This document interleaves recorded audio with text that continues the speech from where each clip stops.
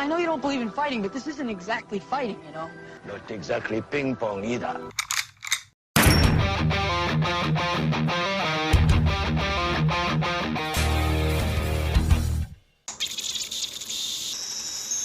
Hello friends, my name is Stevie Cade and welcome to Film Trigger.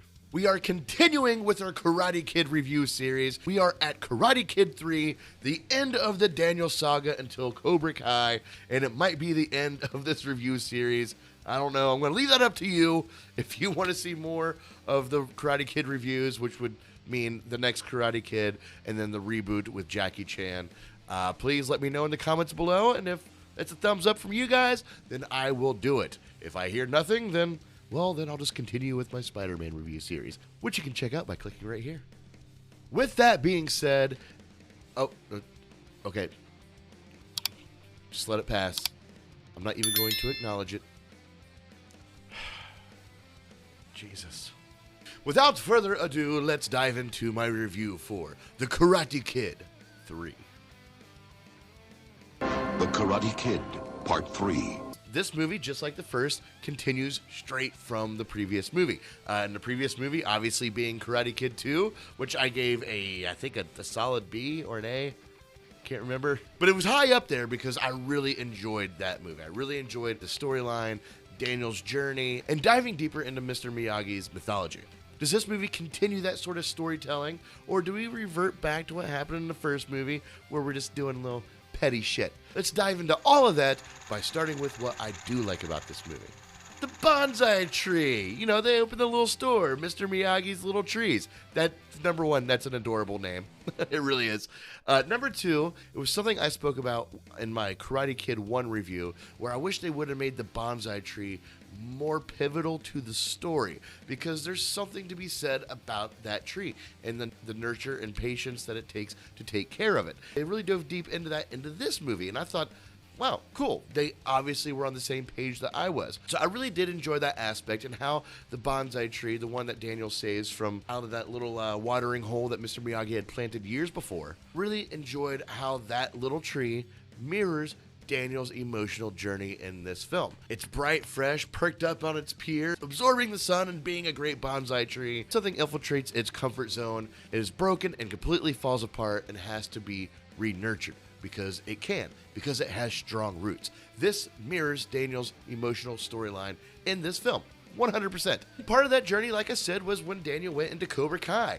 That was awesome. It's always good to see your hero broken down and go through the darkness before they can find the light on the other side. Because things aren't always peaches and roses, man. Sometimes you gotta go through shit and come out smelling like a rose on the other side. That's how good storytelling works. So they definitely had this great rich storytelling that was really good from the second movie, and it continued on into this one. And wrapped up in that was his betrayal of Mr. Miyagi when he was stealing the little elbow goop liquid healer thing, whatever that stuff was. Yeah, so Daniel lost his way. He started betraying Mr. Miyagi. He didn't believe Mr. Miyagi. He was lying to Mr. Miyagi. I'm sorry if you don't like it, but I got problems, and if you're not going to be part of the solution, don't give me a hard time about it. But then there's a redemption to that when he realizes the errors of his ways. Again, finding those strong roots that is deep embedded with Mr. Miyagi and him. I guess figuratively speaking, the strong roots are supposed to be Daniel, but I guess Mr. Miyagi would be the soil. This is getting really weird in the analogies, but I think you get my point. You can't have the tree without the soil.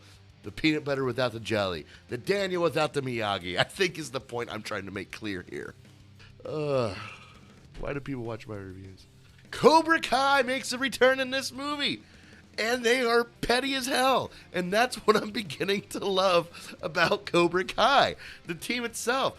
In the first movie, they were petty. They were just focused on Daniel. Didn't give a shit about winning the tournament. Just gave a shit about making sure Daniel didn't win the tournament. They weren't seen or heard of in the second movie.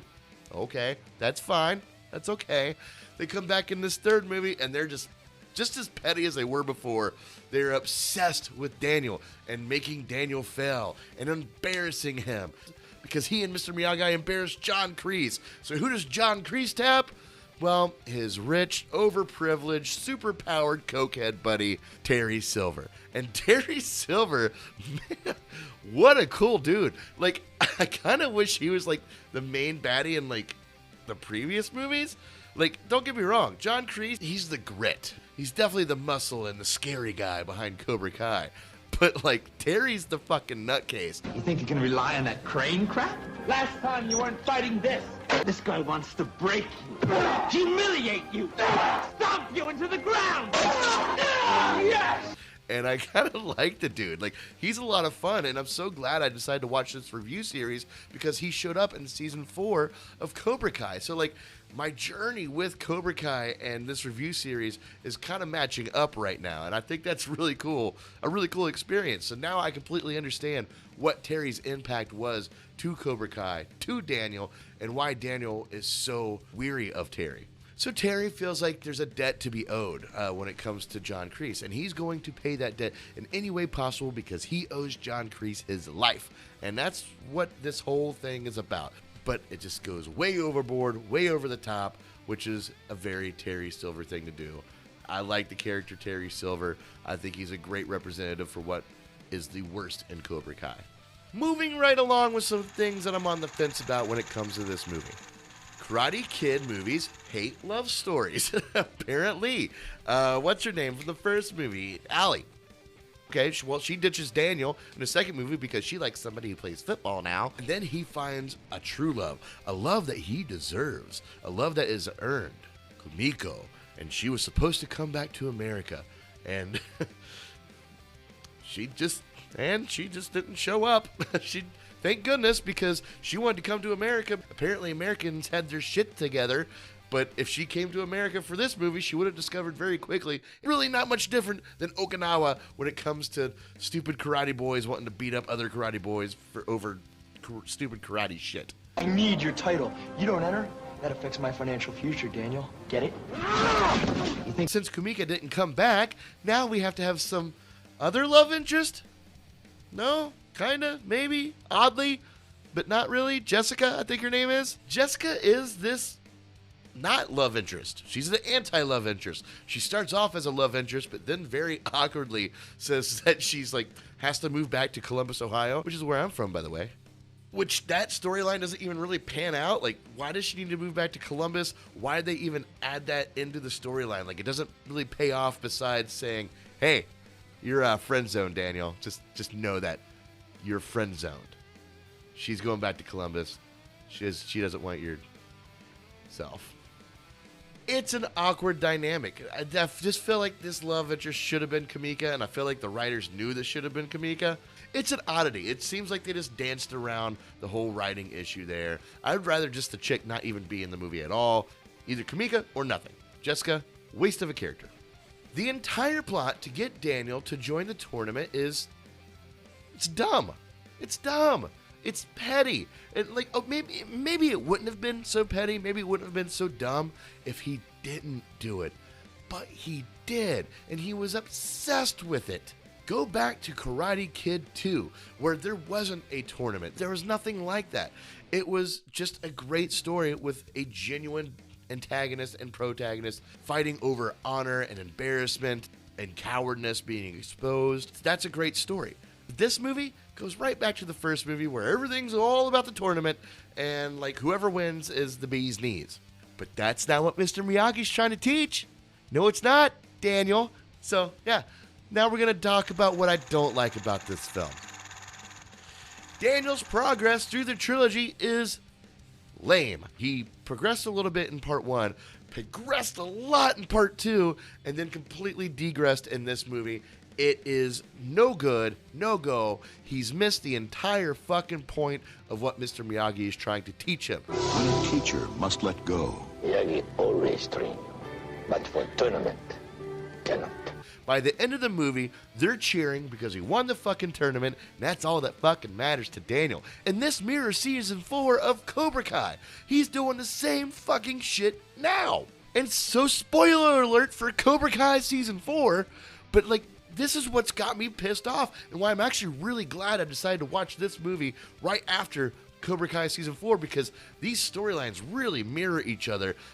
Whether it's deliberate or not, it's really got me thinking that Daniel just doesn't get it. He tries to get it. He thinks he gets it. But then he easily goes back into winning the tournament is the most important thing ever. And that's opposite of what Mr. Miyagi is trying to teach him. Opposite. Throughout the whole thing, Miyagi is trying to show him karate is for defense. It's not for show. You don't need to be the best at the tournament. The tournament doesn't matter. That's not why we do this. Daniel doesn't give a fuck, doesn't seem to get it, doesn't seem to click in his head, which tells me that Mr. Miyagi has a very poor student. And, like, he's probably rolling over in his grave right now. Well, or probably not. He's probably just ignoring everything that's going on right now. That seems to be Mr. Miyagi's thing. Wait. That is Mr. Miyagi's thing. Is Mr. Miyagi the really bad karate teacher? He did run away from Okinawa. He dishonored his best friend. He married a woman that he didn't love while being in love with a woman he never married. And he has a weird obsession with a boy from Jersey. You know what? I'm not even going to dive in that rabbit hole right now. Maybe Mr. Miyagi has his own issues. We will dive into that if I continue this review series. But for right now, my issue is with Daniel. Daniel. He's in Cobra Kai. He's still making the same mistakes that he made in this movie because he didn't learn shit in this movie. And I hate that. I hate that progression. I would have rather he just turned around and didn't do the tournament at all. And that's the lesson. And Cobra Kai can't figure out why Daniel turned away from the tournament. They would be even more tortured that he turned them down. When Daniel agreed to do that tournament, that was the moment that they won. Even if they may have lost the tournament. Whatever. That's not going to stop Terry Silver. That's not going to stop John Kreese. That's not going to stop Cobra Kai. Because they are sneaky fucks and they got exactly what they wanted. And while I'm on this Daniel hate train right now, let me just say that, Daniel, you're not a very good karate kid in this movie.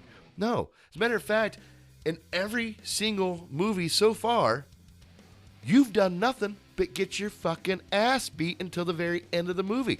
Mr. Miyagi has always got to come save you. You always get heated and almost instigate a lot of your own fights, and then get your ass kicked and then feel sorry for yourself later. You don't learn nothing. You've learned nothing from Mr. Miyagi. Nothing. And that's probably because lack of parents. That's right. Your dad's gone and your mom has dismissed you completely. Your fucking mother doesn't care about you, Daniel. I don't know why you love her so much in Cobra Kai. Because number one, she's a bitch to your wife. And number two, she hasn't shown up since the first movie. She wasn't even mentioned in the second movie more than, oh, my mom doesn't care if I go. Of course your mom doesn't care if you go. She wants you to get as far away from her as possible. I blame bad parenting and Mr. Miyagi needing a friend of why Daniel thinks he's up here when he's actually down here. Overall, this movie had a lot of potential. It started off with a lot of potential, and it had some heart in there. As I said, with the bonsai trees, mirroring Daniel's emotional story. It was a great concept. Mr. Miyagi wanting to retire and trying to teach Daniel the importance of life is not through fighting, but through growing, figuratively and literally. And they set up for a great learning lesson for Daniel, but it doesn't pay off. He doesn't learn the lesson. By the end of the movie, he won the tournament. And that's all he gives a shit about. And to me, that story was completely stifled. It was completely robbed from the audience. It was robbed from Daniel. It was robbed from Mr. Miyagi. And for all these reasons, I'm giving this movie a D+. Well, it wasn't bad. Well, there were parts of it that weren't very good, though. It could have been a lot better. I didn't really like it. There you have it, my review for The Karate Kid 3 and the end of the Daniel saga. Until you reach the Cobra Kai series, let me know what your thoughts are of this movie. Is it a good Karate Kid movie to you? Or do you see the same issues that I see here? And do you see how it mirrors in Season 4 of Cobra Kai? Also, please let me know if you want me to continue this series past the Daniel saga. I'm very interested in seeing your response to that in the comments below. Also, be sure to check out some more of my videos. And as always, stay trigger happy, my friends. Peace. The time has come when a student must question. Do you know how to sweep? Of course. All like this. And left to side. It's no joke.